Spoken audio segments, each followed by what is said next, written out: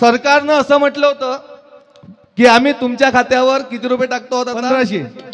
आणि निवडून आल्यानंतर किती टाकणार आहोत? 2100.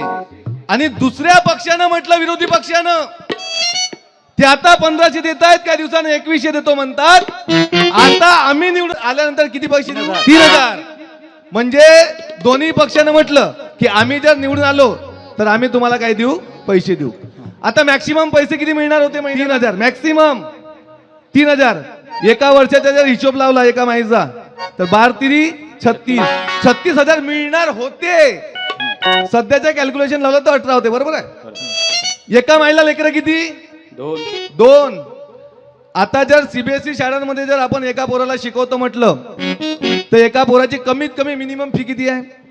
50,000. किती आहे? 50,000. 2 जर लेकरं असतील माईला तर किती रुपये झाले? 1 लाख.